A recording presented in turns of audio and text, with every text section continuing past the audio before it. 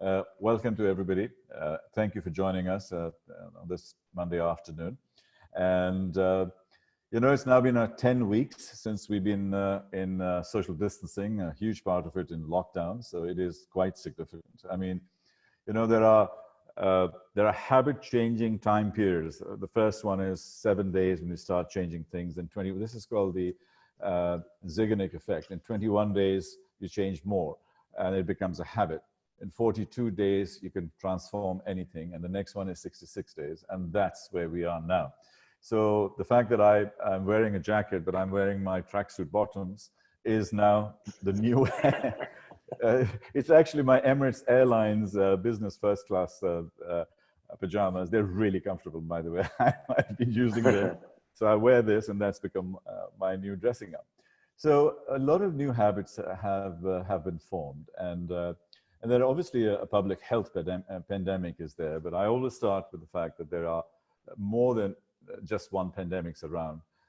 The public health pandemic has entered our personal physical space, but we also have a pandemic of isolation and loneliness, and that is our social space. Then we also have fear and despair clicking in, and that is our emotional space. And finally, the security of the future of our existence, which is finance, jobs, and stuff like that, is also another sort of huge pandemic that is now building up. I don't think it's quite there yet, but it's really, really building up. 36 million unemployed in the US. Every single organization is looking at reducing jobs and so on. So I think that is one of the ways to do it. The other thing which I want to re-emphasize every single time I present, because I think it is just so important. One of the big things, and we'll discuss a lot about that word today, as we drive into the future, is trust. How we build trust platforms, trust networks, and how can the business of barter and the business of exchange and the human connection, how does that change? I've been a student of economic anthropology, and I look at that and I sort of see how we can look at trust and take us into the future. Another thing I'd like to stress on is social capital. Dubai as a country, UAE as a country, and Dubai as a city there, as a main hub city. The social capital, which is a sense of connection, network, belonging, trust, humanity, all of those elements in there are very much becoming an integral part of the environment we live in. And what that gives us is psychological safety. It is really important at a time of a pandemic that you actually feel secure. And I think that is brilliant, and how it's been done. Everything from public health services to our utilities to our grocery stores are always full. And I think that just gives us the comfort that we will see through this thing. So the level of readiness has been very, very high in this environment. Now, as we look at, we are now in that consolidation phase. We are now all planning to come out of this particular pandemic. And everybody asks the question, when do we open? How do we open? How fast can we open? Where do we start? What happens to our jobs? What happens next? And that is really amongst the top of mind questions that are there. And I feel that we can't go back to normal. We just move forward to a new equilibrium, to a new harmony, to a new strategy, to a new environment. I call it the global metamorphosis. That's where we are today. And Bob, I'm really, really proud to have you here. I mean, we've known each other for over 10 years. We've been friends. We've worked together. And my whole thing is that I actually always have seen the business of barter and the work that you do as a fundamental change and metamorphosis that it can bring into the world. And this is what we are going to discuss today, because we are now in that consolidation phase where we need solutions, where we need people to engage with some fresh ideas. And I think this is a great time to come together. And we will talk about a lot of things as we go forward in this session. But I'd like you to introduce yourself, please, Bob, and tell us a little bit about how barter can change the world and how can it help us. But before you go there, I'll just throw one little item, because I read up on this and it was quite interesting. Every single person on this call and everybody who registered is using some kind of barter on a daily basis. Can you think of what that could be? There's one specific barter, and it's their relationship with all the technology companies. So when you are working with Facebook, you're actually bartering your personal data and giving them that at a very subtle level. So everybody is bartering. So without even realizing it, is sort of in a very subtle way, we are actually doing an exchange in the oldest form. We've given them something to get free Facebook. We've given them our data to get free search. We've given them our images and pictures to get free Instagram. And that's what we've done. We are bartering. So it's in our lives, and it's omnipresent, and it's everywhere. Why is it that it's taken so long to get more traction, Bob?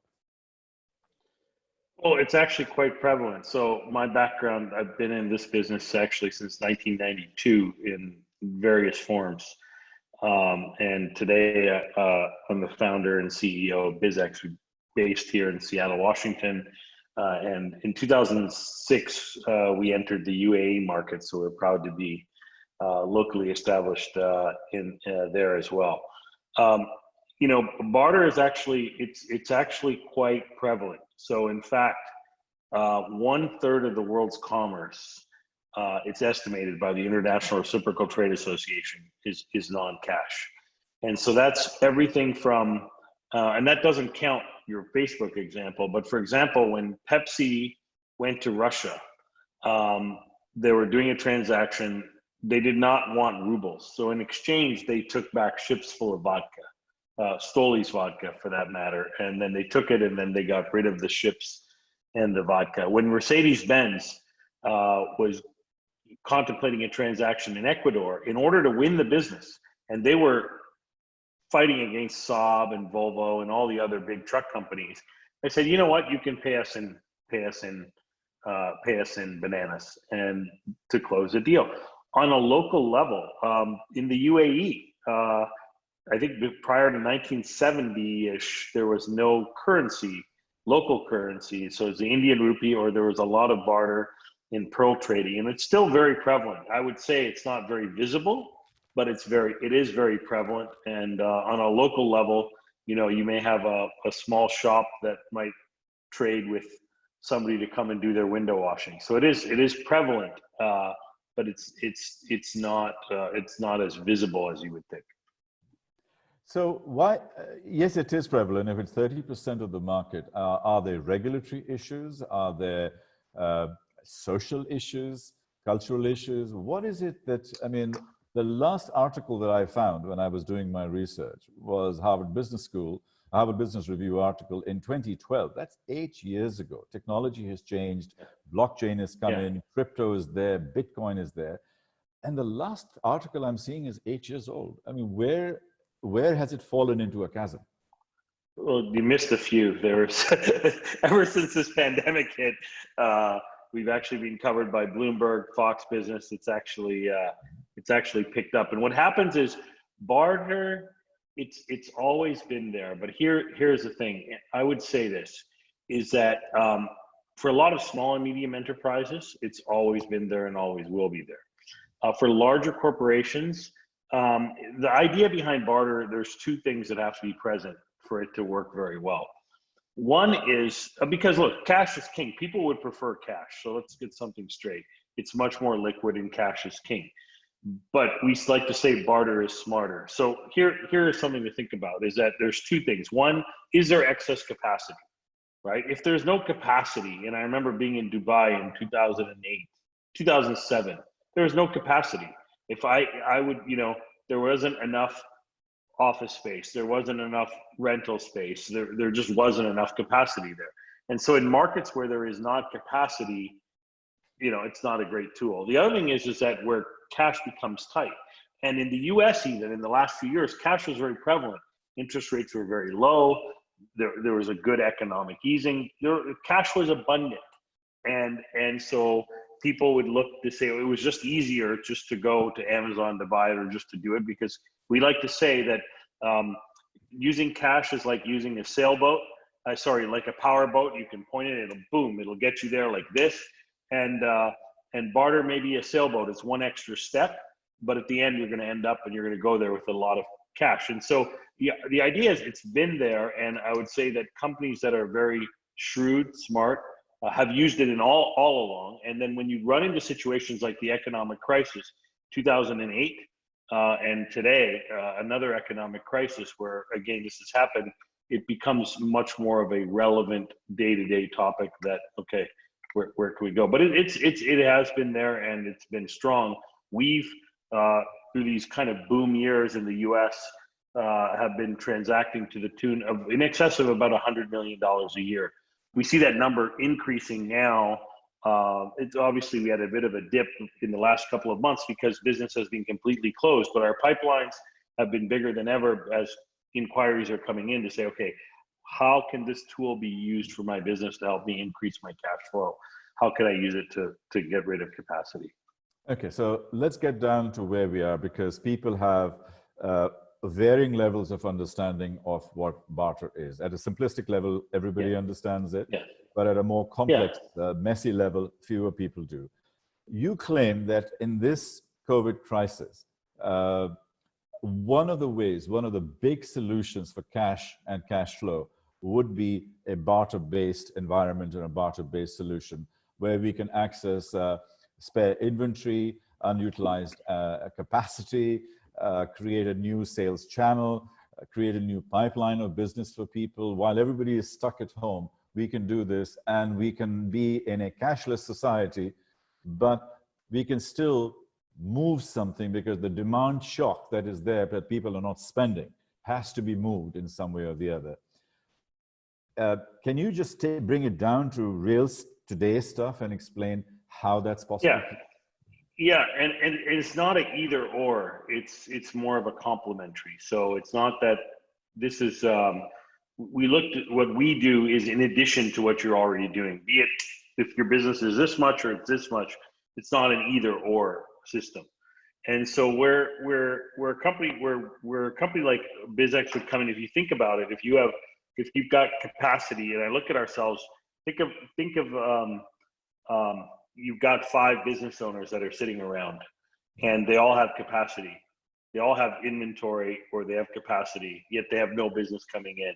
And yet they need to use each other, but they're unable to. So now we've got a system where everybody can contribute what they have into the system and then take out what they need. And so the idea behind barter, typically in the past, it's a one-to-one exchange. And so I have to give you something and you give me something. And the problem with that is that we both have to have what each other want at the exact same time. The problem with that is, how do you keep track of it all? How do you keep track of it for now, in the UAE, we have that. And the other challenge is what happens if one of the other parties goes out of business before the other can deliver. And so we've created a platform that can solve this using technology, a local common trade credit, and our platform to be able to fulfill on this. And so now what can happen is that the businesses that are a part of our network are able to basically put up and say, okay, I have these items that I need to move more of. It could be vehicles, it could be real estate, it could be stock, it could be consulting time, it could be airtime, it could be a billboard, whatever their business is.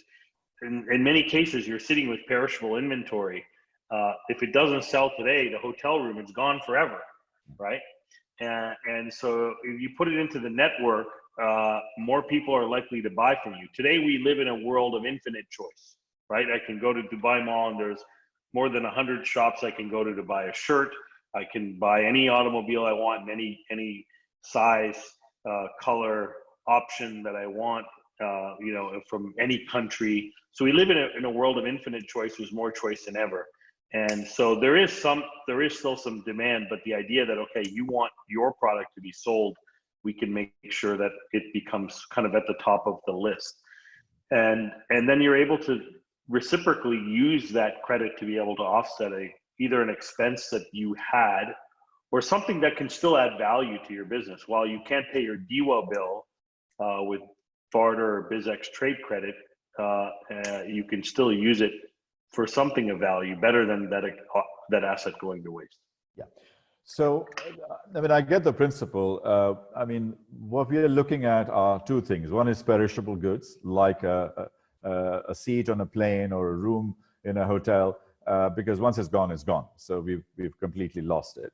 And the other one is low marginal cost items, where selling that additional thing is really not that difficult and not that expensive. Can you give us more real, I mean, everybody's sitting at home, about 100 people on this call. What can they start doing today to be able to sort of say, yeah, here is 5 hours of my consulting time, and how do I value it, and where do I put it? Here is my second car, which I'm not using, which I'd like to get rid of to create some cash.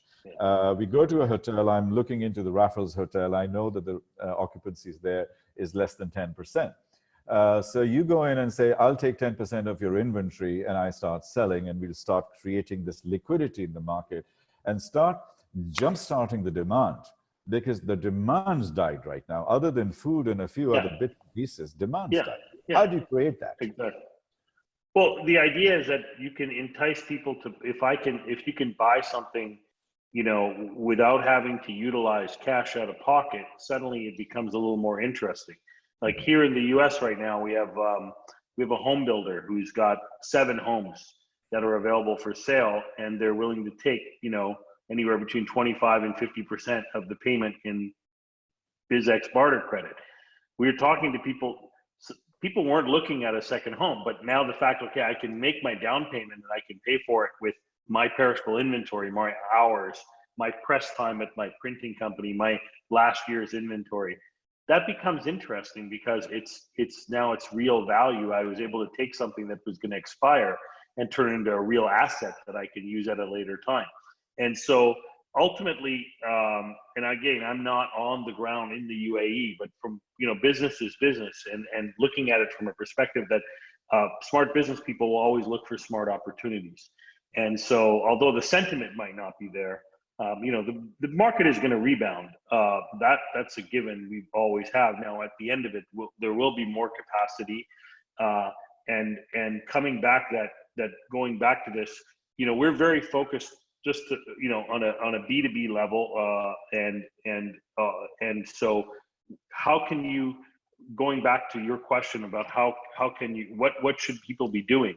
Well, what people should be doing is looking at, again, these are business owners that we're working with that we can help, is looking at where do you want new sales? If you could wave a magic wand, what inventory would you like to see go away?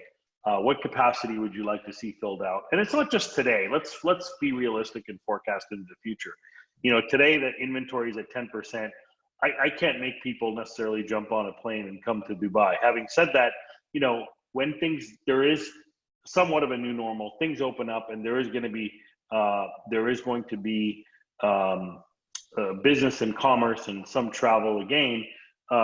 You know, people have choices, so they could be going to a sales conference, let's say, and they have their choice, and they can do it in Thailand, and they can go to Dubai, they can go to the UK, they could go to Mexico, because the business owner is able to do that and not have to come cash out of pocket for it. The idea that we can move that business and drive it to Dubai or to that specific property, or make them entice them to be able to use one vendor over the other because they don't have to come out of pocket, it becomes very, very, very attractive. Okay, so let me get really practical and calibrated down. I'm a business owner. I have some time that I have 3 hours of consulting time available. I have a spare shop, and I have 5 cars, which I'm not using. I'm only using 1. Please take me through the process, practical process. Do I go to bizx.com and say, here are 3 hours at $1,000 an hour, or here are my cars? So does this become like a Dubizzle? What does it actually become? What does it look like? Yeah. So currently in the UAE, our business, it's a bespoke solution that we are creating for our members. So we'll work with. I'll give you a real life example. We'll work with an automotive brand who we'll sit down with them and say, okay, they'll be looking at their inventory. Okay, this is 2019. This is how much inventory that they have that they want moved. So we will actually sit with them, go through their forecast and say, where is their excess? And it's actually, they will go to bizx.ae. We've got a localized site, and very much, working with a lot of the larger conglomerates in identifying. Step one is we will sit with the companies to identify what is their excess inventory. And that's one side of it. The other side of it is we identify, okay, where is their needs? And so where can they use that? Where could they use budgeted expenditures? And they could be either budgeted expenditures, or they could be expenditures that they didn't have budgeted, but listen, this will add value. If I can take something that was sitting in the back of the shop and turn it into some value. And we come up with a number, and the lesser of those two numbers is the number that the lower of those two, either what is the demand or what is the supply. Based on those two numbers, that's where is a starting point for us to be able to say, okay, this is how we can help your business. And ideally, if it's done correctly, we are a strategic partner with this business in their forecasting, in looking at their business. So we'll be sitting with CFOs and we'll say, okay, 2020, 2021, this is how much revenue that they're going to generate, and this is how much we think we can generate through the BizX channel. Okay, and this is how much of the expenses that we can allocate through the BizX channel. So it very much becomes into the planning and the process as well. So what you've explained is a very high touch process, and it's more consultative, and it's more doing what I would call intelligent brokerage, and effectively being like a really cool, funky bank manager, and basically saying, I have the ability to give you credit. You have the ability to pay us in a non-cash environment, and you find those solutions. What about a B2C environment? Because I remember when I was in Seattle, you took me to a fish restaurant, and you paid with your BizX card at a restaurant. Now, how does that work? Yeah, that's actually very prominent, actually, right here. So we've got over 7,000 merchants, and you can see it. There you go. You can see it, and actually, or your mobile app, and a lot of so we have thousands of transactions that run on this network, and the idea is that, and it's again, it is B2B, because every business owner is also a consumer. So food and beverage is a big portion of what we're doing, and so again, we've got thousands of businesses that are on this platform, and they're buying everything from landscaping to web development to dry cleaning, all these things. It's just it's another method of payment locally that's being used on a day in, day out basis. Same idea, and our business in Dubai currently, it was in our plan to be able to launch this side of our business in 2021. We're looking at, because of the current conditions, to see, okay, how can we accelerate this to be able to bring onto the ground quicker, because there is more demand for this. But the idea is that, no different than a large business doing this, a small business can they can go online, they can post what they would have, and say, okay, my shop is open, please come use my services. And then as they need goods and services, they can basically go and use them, and rather than using their Visa card, they use their BizX card. Yeah. So I'm just going to shamelessly promote myself for about 30 seconds. I'm just joking. I do a lot of these webinars, and I'm a public speaker. I'm a global speaker. So what if I say, and I go into BizX and say, I charge X $1,000 for a seminar, for a webinar that we can conduct, and people can come in and take my services in return for other products. Can I do that today? Yes, you can. Okay. Absolutely. All right. And we can market you on our platform to do that. All right, sounds good. So there we'd be happy to. Thanks, Bob. You're very kind. All right. Let's look at the regulatory issues, because I think that's probably a little bit of a grit inside. We have to oil it properly. Yeah. So one of them is and I'll ask it bluntly, is it legal? The answer is yes. Two, is what are the tax implications in terms of VAT, and what were your experiences with the IRS? Because if you're doing 7,000 merchants, the IRS must be sitting on your shoulders.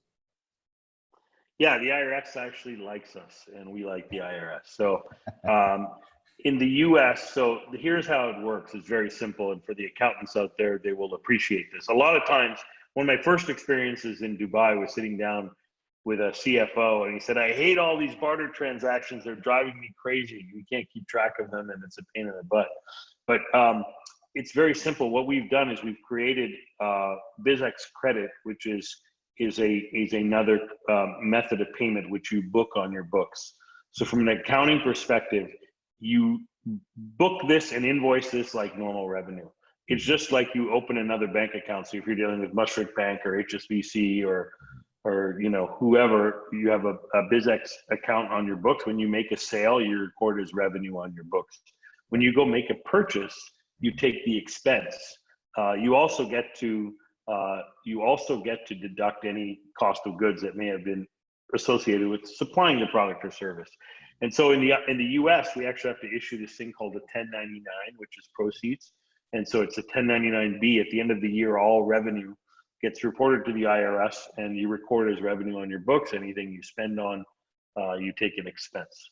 And so it's very clean. We send a monthly statement to our members, or they can access it anytime 24/7. So it's just it shows you exactly where you are. And these are anecdotal stories that I remember, that in places in France and in Italy and a few other countries where there are high tax environments, this actually became illegal, or barter activity became illegal, because it was felt by the government that this is a way to dodge taxes.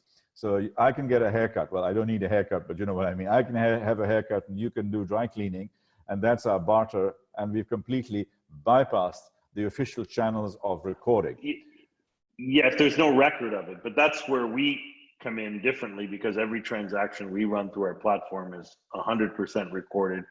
Right. And for example, in the US, at the end of the year, we have to send them a file that shows a copy of every transaction. Sure. So there is no bypass. There's an invoice generated. It's just like any other transaction. So just one more thing on the regulatory side. I always found this fascinating, and I discovered this when I was at business school 20 years ago. The world's largest unregulated currency is used by all of us. All of you guys are using the world's largest unregulated currency. So that's a trick question. Please put the answers on the chat, and I'll go to another point, and then I'll come back in 2 or 3 minutes and see how many people have got. All of you are using it, and it is available, and it's and every one of you are using it every day of your lives. So, and that's not the Facebook and Google. This is another unregulated currency in this world that is there, and we completely ignore it. So while people are thinking and giving us responses, let's look at real estate, Bob. If I look outside Dubai, there's huge inventory, and there's obviously a demand shock, but there's a huge supply available. I mean, can we walk into a Damac or an Emaar and saying, give me this building, and I'll use this as my collateral, and I have 100 apartments in this building, and that's worth, I don't know, $100 million. And then on the other side, I will, provide a whole bunch of things worth $100 million. Can that conversation be? 100%. In 2008, Nakheel, or when the downturn happened, I think Nakheel used credits as part of their workout. Absolutely. And not only, I just wrote a white paper, and actually I'll share it to you, but we're helping here rent as well. There's a big problem here in the United States. Starbucks just asked for a 50% concession from all their landlords.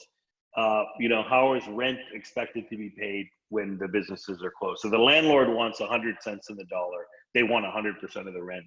The shopkeepers, they don't want to pay, or they can't pay. So this idea of trade in the middle becomes a nice little middle ground, because of the fact that, okay, the owner, the landlord is still getting something, and then they can use that for advertising, maintenance, etc. We work with a lot of malls in the UAE where we help them with these things. At least they're not getting something. Now, going back to property to sell, absolutely, and we have, because they have expenses. So as long as they're looking, again, is there capacity? Will this otherwise sell, or will the unit be sitting vacant for some time? And so this can help create demand, because somebody else who has capacity is now more inclined to make a investment to say, okay, I've got capacity and let me pick up 10 units or 100 units and use them as an investment, because my risk has gone down. I don't have to come out of pocket cash. That's this limiting factor. But if I have something else, why not? It's a win-win for everybody. Mm-hmm. Cool. Would you like to share one of the interesting deals that you did with an automobile company? I don't know whether you're allowed to name them or not, and and Dubai Arab Radio News. Yeah, we did. Actually, this was back in 2009 or 2010. Actually, is interesting, and we've actually done since then. It was Al Nabuda. We've probably done now almost over $20 million, and we continue to work very closely. But it was interesting how this came about. Was there was an excess of inventory of vehicles. The manufacturers are looking for interesting ways, so we were able to work with a large local media company, and we came up. At the time it was difficult. Also, the cash was tight. They needed bonuses, so they came up with a bonus plan. Said, okay, we've got the ability to provide vehicles. So we were able to provide all of the senior staff of this media company and the executives. I think they got 30 brand new vehicles, and they're able to do it all with no cash. And I think this was at the time was with the brand Audi. And so the idea is that, again, we created demand. This was exactly what you're talking about, Thar, that demand would not have happened. And it was like, I don't know, about 12 million dirhams at the time, which was a cool transaction, because at the end of the day, back in Germany, they want to keep these factories running. They need to move this product. And so that worked out very, very well for everybody. Okay, cool.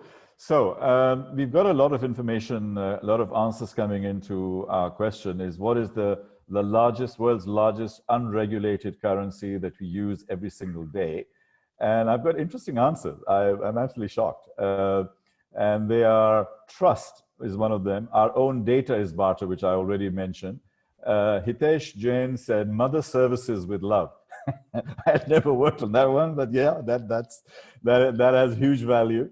I can totally get that. Time was also mentioned, personal equity and gift. All of those are valid.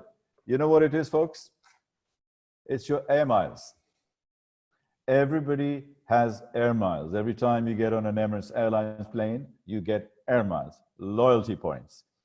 Now, and Bob, you can correct me on this, is that if we redeem every single air mile in the world, every single airline, which is bust anywhere right now, but every single airline will go bust if we redeem all our points simultaneously. Am I right that this is the biggest uncontrolled currency out there? It is. It's a very, very large currency, and it's a big business. I couldn't speak to the actual economics of that, so I'll reserve my comments. But I think there's an opportunity to partner and to reinvent that whole model as well. But absolutely, frequent flyer miles and loyalty points, which is a very, very, very, very cool system.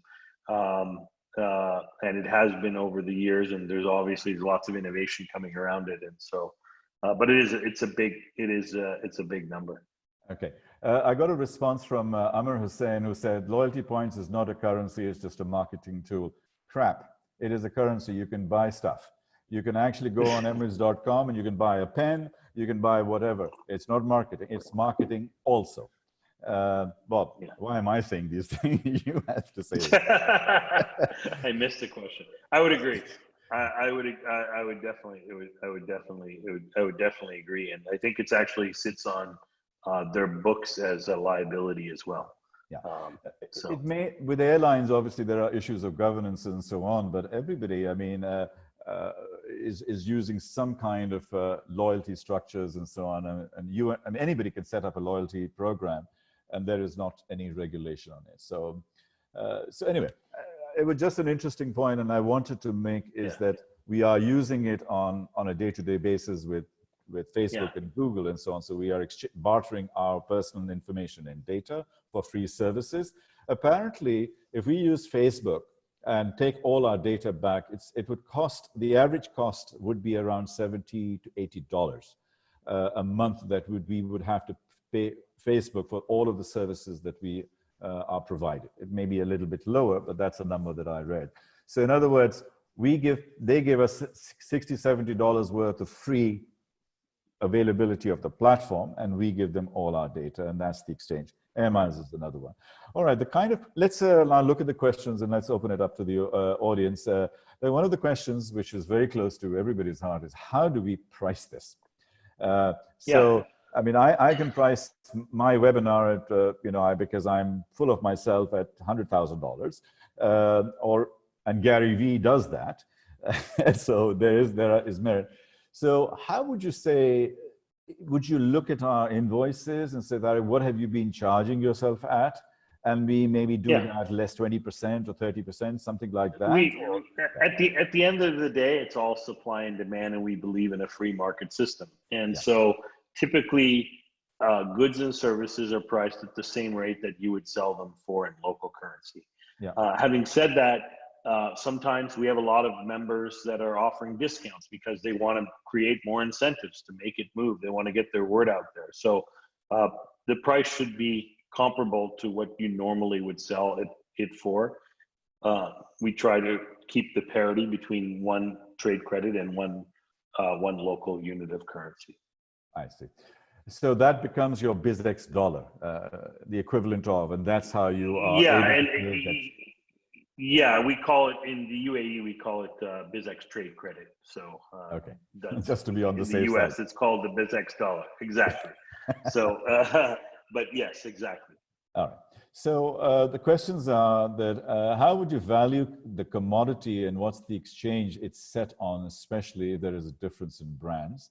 And another friend of mine, Zaid Shafiq, he said, how specifically would you price a commodity for barter? The pricing question. Yeah, so I think, and again, I'm speaking from BizX's perspective, not a one-to-one barter. So ideally, one of the things, and we're here to talk about, is barter in general. So any time that, and I just want to back up here a second.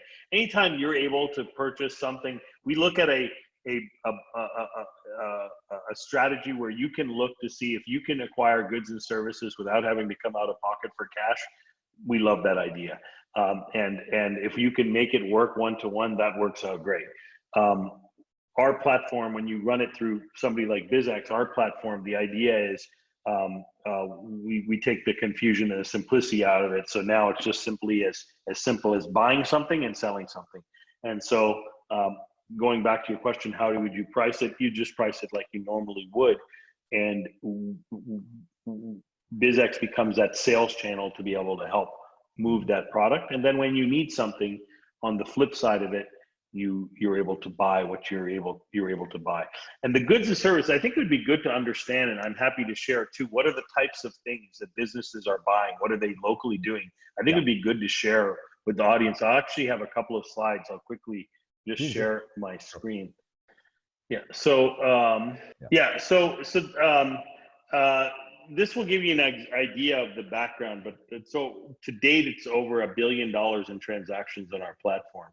And I wanted to just share this slide. Here's some local brands that we work with that are a little bit more prevalent, but the types of things that you may see that companies are buying using through BizX or would be items such as media and marketing, sales, training, consulting, vehicles, travel, even services like water and coffee, printing. And so if you think about day-to-day business expenses that may be happening, and so how this, as I was saying before, our solution being being able to use technology to pull it back. So I just wanted to share a couple of those slides very, very quickly with you, and I'll pull it back to where we were and the questions. One of my friends is being a little bit skeptical, I would say almost cynical. This is Patrick, and he's basically saying, he sent me as a WhatsApp, trust is a big issue in barters in the Middle East. Despite the concept, which is a no-brainer, there will always be doubt. How do you remove doubt? Well, the idea is, again, one of the challenges with a one-to-one barter is that you both have to have what each other want at the exact same time. And that's the difference between using a platform. So one-to-one trade, let's say I'm a billboard company, I'm a radio station, and I want to buy some billboards. The billboard company doesn't need the radio station's advertising, so they're unable to trade. So that there's a dual coincidence of wants. The other problem when you're doing a direct trade transaction is how do you keep track of it all? And the other third one is what happens on the trust. The idea of having an intermediary, such as ourselves, with the trade credit is able to help oversee that trust to be able to ensure you get what you need. And so, no different than, there are intermediaries involved in real estate transactions or other transactions. Being there, our job is to make sure that both sides are getting exactly what they had bargained for. Yeah. What's your business model, Bob? How does it work for you? And what can people expect? Is this realistic for them? So our business model is a transaction fee that's used for our platform. So we don't sell anything. We have a platform that gets used, and our transaction fee is commiserate with it's standard with the idea of getting new business. So it can vary. But if you're selling real estate through our platform, what would you expect to pay a real estate broker? If you're selling hotel rooms, what would you expect to pay to fill it? And so the idea is our fee, our compensation is based in driving new business, and that fee percentage is comparable with what would be through other channels in the open marketplace. Another question that came through from Mohammed Faridi, and it is, in public-private partnerships, how barter can work when public is rule and law based, whereas private is viable and commercial based. So how do you bridge this gap? Have you ever worked with any governments in trying to give them a solution, particularly now in a COVID crisis? I mean, you could be the best friend for a government because you're providing liquidity. Yeah. So we're deep in talks with a number of governments, which I can't talk about fully right now, but think of it this way. Think of something where our platform could be private labeled for communities, for existing communities, be it government sponsored or business sponsored. So the idea is that our platform, our technology, our system has the ability to, and that's kind of how we would see a partnership work, where we can work together in the sense where there is a existing group of people, and that could be a private group or a government group, and it's like, here you go, we can use it and we can work together to make it happen.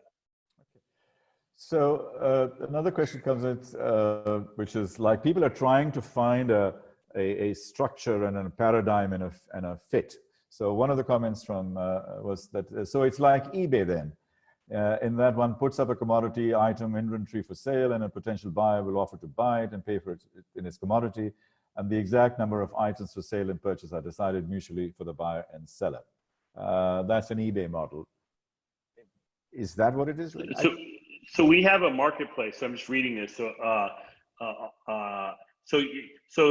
Zayed,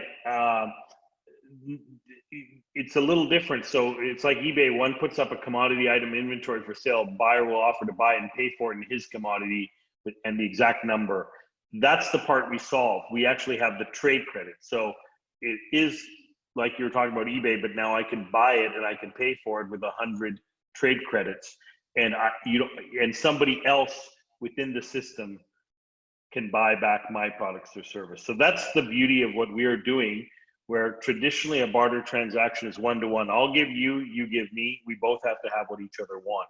Now we've created the currency in between, this trade credit, where now I can buy your consulting services, Stark, and I don't, and you don't have to have what I have to offer back. I could be a barber. I need to have webinars. You don't need barber services. I give you the 100 trade credits. You can go and use those with somebody else, and I can provide my barber services to somebody else within the network. And so something to keep in mind also is that we can help businesses with a line of credit. So let's say today, you need to buy something in your business like media, or something within our network, but you are not, maybe you're not even open, maybe you're not even available. You're a hotel and you're closed, but you need something. We have the ability to work with you where you could actually buy what you need today, without having to use cash, and pay it back later with hotel rooms or goods and services when you are open, or at a later time. So it becomes an alternative method of financing as well. Okay. Now some of our techies are getting involved. Does BizX use an algorithm to value brands while generating trade credits for services and products offered, and vice versa? No, we do not as of yet, but there is a lot of things like this on our product roadmap, as well as AI. And at the end of the day, the businesses are, you know, it's an open marketplace where they're buying and selling. So our idea is to be able to bring them together. But that's a good idea that I shall pass on. We have somebody from YPO in Nairobi, and his name is Akshay Shah. You can read the question. That if a business that is part of a value chain, example is a manufacturing company, transacting with barter credits and other players in the value chain don't use the same barter credit, then how does the manufacturing company pay to the raw material supplier, for example, who want US dollars instead of BizX credits? That's a good question. So also, hey, YPO Seattle here. So nice to meet you, Akshay. Great community. That's a good question. So if a business is a part of value chain transacting with barter credits, other players don't use the same barter credit, how does it manage? So it won't work unless they all are. So the idea would be, as I mentioned to you earlier, Akshay, I don't know if you were on the call, but we sit down and we try to plan out. And so it's to understand, we have ways to be able to understand, okay, what would that look like? How can we get the supply chain on board? And so the idea, and if you think about it, you have raw material suppliers. If you have more than one supplier available to you, that's where we can go with you to say, okay, rather than using supplier A, let's go to supplier B and go to them and say, okay, if you are able, if we can get them, if you want our business, this is how we would like to pay you. And so the idea would be, now if the raw material supplier, there's only one available and there's limited capacity, I highly doubt this would be available to be able to move over. However, if there was multiple prospective suppliers of this raw material, you had supplier A, supplier B, supplier C, part of the procurement process would be which one will be willing to take some or all of it using the trade credit. And so that's how we would be a part of that solution. Yeah, I was happy to do a little deep dive and get into the weeds here, because I think people need to understand the mechanics. But Bob, can we go back into a helicopter and take a view from there? We are in the thick of a COVID crisis. There's a demand shock, there's a supply shock. Both sides are not moving, so it's not even a recession, it's actually paralysis. And we are now up there. From there, what are the kinds of things that we can do? And there's a lot of people in this community who are on this call. What can we do to use your platform or this kind of facility to help us get past this and look into the future of post-COVID environments and be something meaningful, but in a more realistic way. I mean, I think we can talk about this forever, but what can we do today, tomorrow morning, in making sure that we can move forward? Well, there's no magic bullet, and I think although we are up here in the helicopter, there's still a lot of fog, and it's not clear. And so that's one of the things is I think step one is to kind of know where you are and be realistic. And so there is no magic bullet. And I think many of us and some of the experts and the best scientists in the world are very perplexed. And I think step one is to really understand, is to really know where we are. And part of that is not knowing that. Having said that, I think step one is to get your own oxygen mask on. I think cash flow is the name of the game in any business. And so you want to secure that. And so where are any and all of how do you shore that up? And then what are the opportunities? And I was on a webinar a few weeks ago with a good friend, Jack Daly. It's start playing for the rebound. The business is going to come back. It's a matter of when, and it's aligning yourselves. And then look for opportunities, because the other thing is that many people are scared and they're pulling back. The first area, for example, that gets cut is marketing, right? It's actually the last area. And you're going to be doing different tactics, but keeping your name out there, because when business does come back, where do you want to be? And so really thinking about strategically when business does come back, what will it look like? And how do you prepare yourself so you can be, aggressive to be kind of top of people's mind when they're ready to go? So if you're selling, if you're in the hotel business, if you're selling vehicles today, if you're in retail, if you're in shopping malls, all these things, how do you still make sure that you're going to be able to connect? And if you can be smart and do this in a way, in a cashless way, you can be strategic and kind of outwork your competitors. There is a piece of the pie out there, and everybody's fighting for it. And so how can you relate to your customers? How can you be more visible to them? How can you give more value to them? How can you give more value to your employees during this time? I think these are all opportunities to be able to be taken advantage of, because you want to think a little differently. Interesting because I was going to come down to the employees, because at this point in time, a lot of people are being laid off and so on, and there's a big concern. Can companies who have automobiles, or companies who have, in real estate and so on, airlines, what are the practical things that they can do right now to help their staff? And they say, we can give you 50% of your salary in BizX credits, because they have the inventory on the other side to balance that. And so suddenly I have 50% of my salary as a BizX credit, and I can go and buy, food from a particular restaurant at half the price or something like that. Is that something that we could do to really help people at this time of need? So in the States, we actually have a program called our Perks program, and we are doing things like that.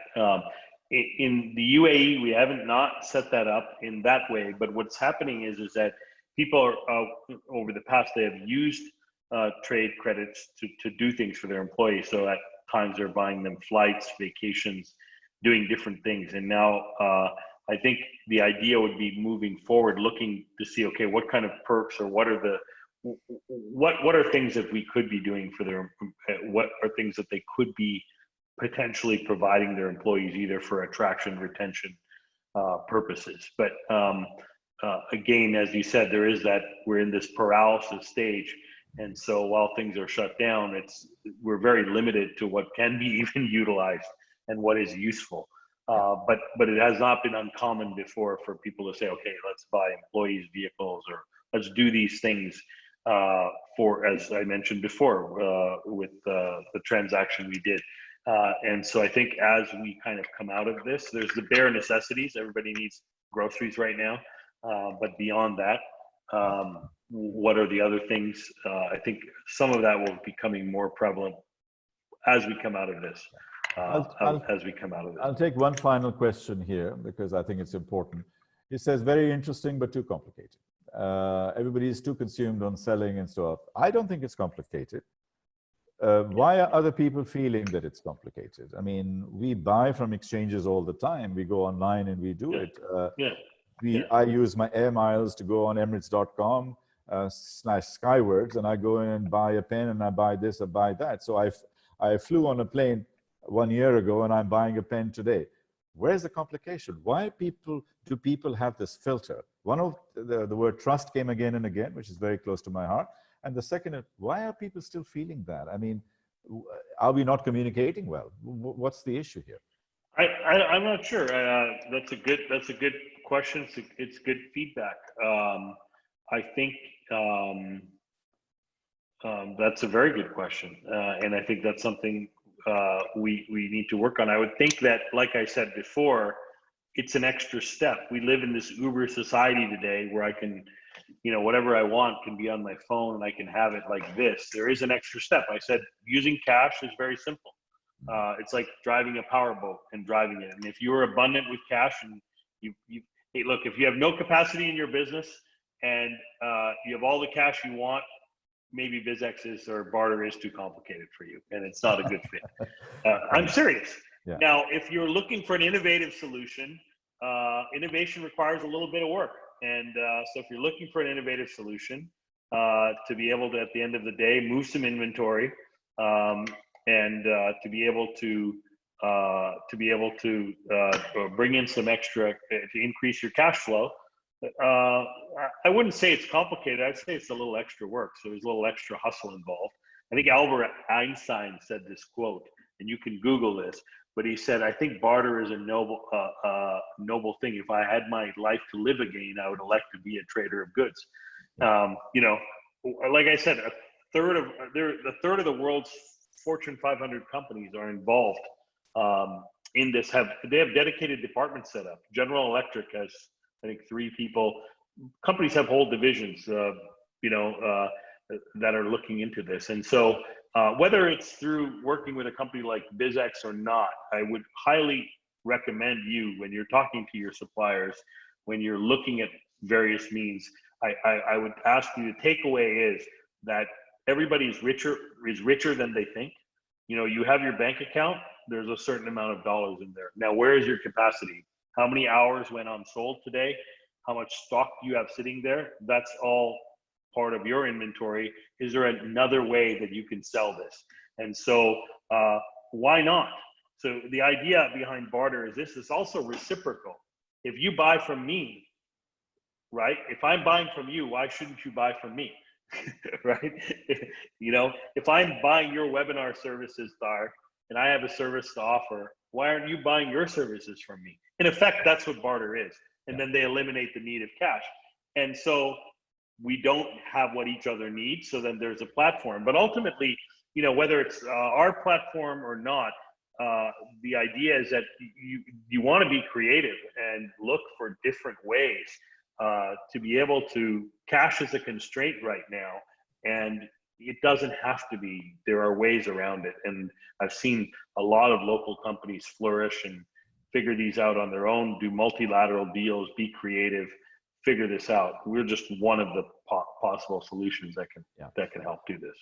Bob, coming towards the end, I'd like to share a couple of more personal thoughts. I'm a very philanthropic, very socially driven person. And if I look at sort of economic and cultural anthropology, and I look at our business as a COVID environment, I actually would see one of the future solutions. Universal basic income is one of them, or national basic income.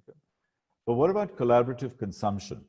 And actually people are collaborating with each other and find a way, find a new equilibrium, find a new balance, not the consumer-driven society, not the buying the Hermes bag or the really, really expensive Rolex watches. I mean, that's one side of the equation. But can we create a new world? Can we reimagine a new world where collaborative consumption, simple exchanges, and perhaps less of a consumer-driven society could be a panacea? What are your thoughts on that? I've been reading a lot about it, and there's a lot of local exchanges that have come out. There's a big local movement where people are trading eggs for toilet paper, and they're doing this on a local base, very much helping each other, this sharing idea. Yeah. I personally have not given that a lot of thought from a business perspective. From a personal perspective, I'm enjoying aspects of a simpler life. I'm enjoying more time with my family. I'm different things, so I can speak to you as a kind of a participant in this new world that, I'm not wearing my fancy watches or doing things. I'm things during this time, these last probably 2 months, the relevance of what's important to me has changed. And probably the most important thing is my family, my team, and I'm really grateful. I wake up every morning, Thark, and truthfully, I wake up every morning, I go, was this a dream, right? Like, and where's James Bond or Jack Bauer to save us from Spectre or whoever's behind us? And when I realize that this isn't a dream, I'm just very grateful for all that I have.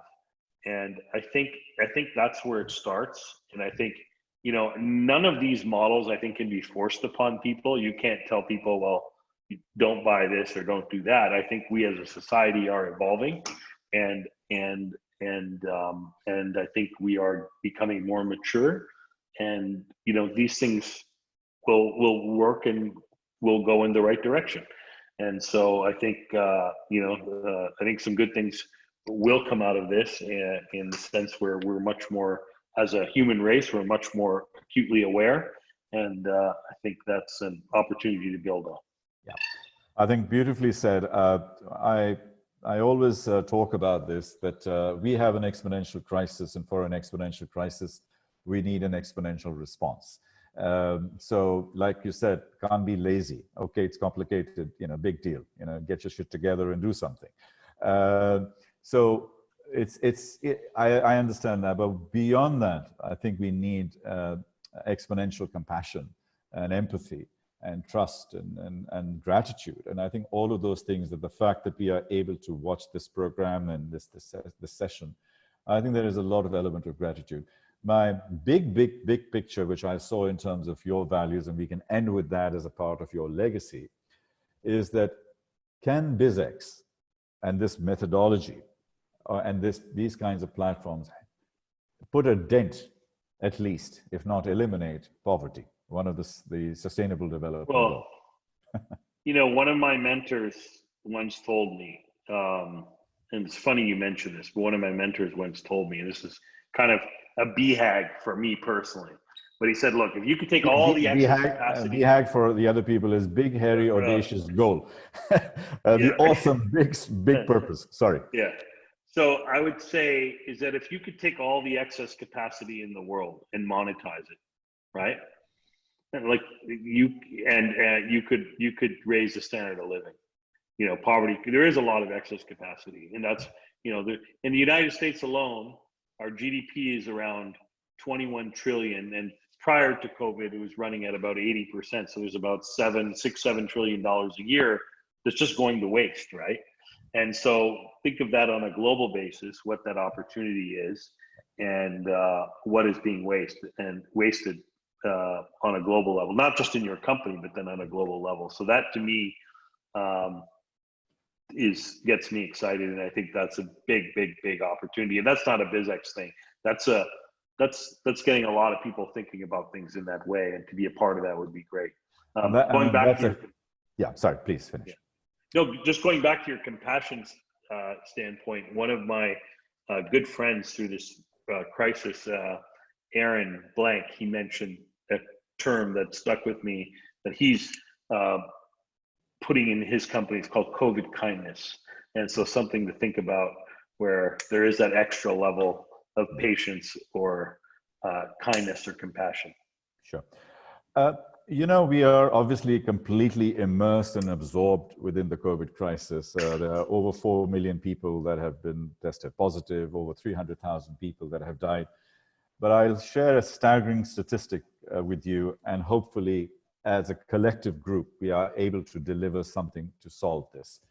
And that is that the Food and Agriculture Organization has basically stated that the number of people on the starvation level by Christmas will be 275 million to die. And they are queuing up to die. 275 million. Normally it would be on the edge, there would be about 100 million, but you keep rolling it over. This is almost 3 times more because the supply chains are broken down, the goods are not moving, things are not getting to these people. Then you have climate crisis. Now we're getting into summer, so there's going to be a lot of drought, so 275 million people. That makes the COVID crisis look like a picnic. Now, I'm not suggesting that one is better or more important than the other, but what I'm saying is that if we've got these kinds of big global issues, perhaps if we don't want to make money out of our spare inventory, why can't we just feed 10 people and make a dent in those 275 million people and find a way to redistribute food or find a way to help more learning? I saw GEMS there. Can we pay our fees from this kind of thing? What can we do to fundamentally change the game in this world at a social, human, and a cultural level? And I think that, to me, would be my final question, and we close with that. You know, that our purpose. So if you go to our website, you'll see we're big believers of good to great, and you can talk to anybody in our company from Dubai to Seattle to San Francisco. Our purpose is to enrich the businesses and the lives of the communities we serve. So we're big on that. And one of the things we've been doing, I don't know if I shared with you, but we talked about feeding. Like last week, we used BizX credits here to feed 1,000 hospital workers on the front lines. We teamed up with one of the local restaurants to do that. We actually work here in the US. Our philanthropic program is a little more advanced, but we work with probably about 100 charities, from Habitat for Humanity to Red Cross to the Russell Wilson's Why Not You Foundation.